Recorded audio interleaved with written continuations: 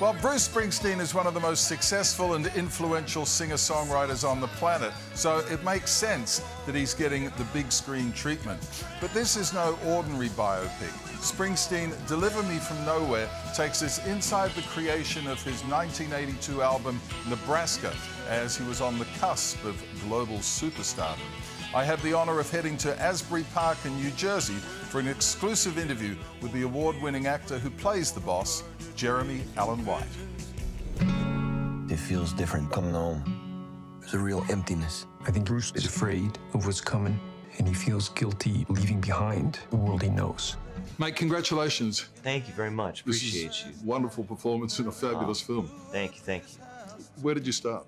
I feel like I started in a place of real fear. You know, I know how much Bruce means to so many. So I was really just trying to figure out how to approach this thing. You know, I read, obviously, Warren's book, which is about the making of Nebraska.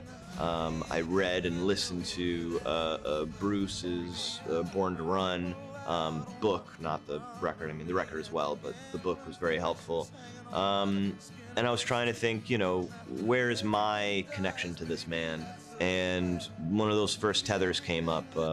When Bruce and I first met, I asked him about this sort of like panic attack that he has in the county fair with his friend Matt D'Elia.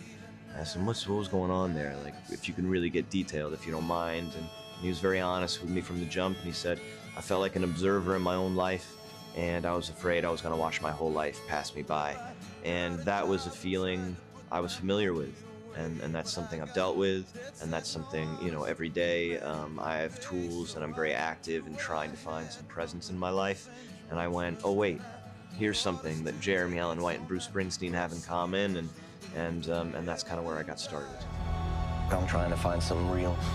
These new songs, they're different, but they're the only thing making sense to me right now. The only thing I can still believe in.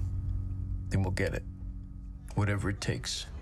He was on set for most of the time? Yes, he was often on set, yeah. What was that like?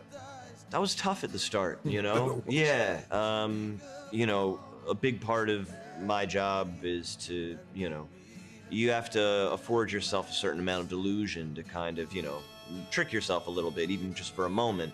You know, you're in this environment with cameras and lights and people, and you need to try and, you know, capture just a couple minutes of something where you're focused and convinced that you're somewhere else, and it was very hard to do that when, you know, I just felt like a fraud because I knew that the guy was over here.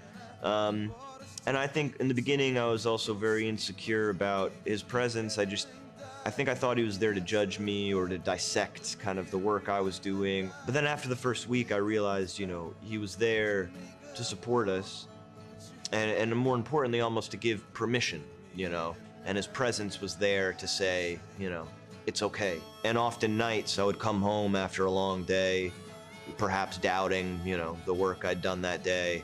And almost every night, if he was there on set that day, I would have a message from him on my phone, and he would be pointing out a particular moment, big or small. It could have been after a performance, or it could have been a scene in a diner, the way that I looked at the waitress.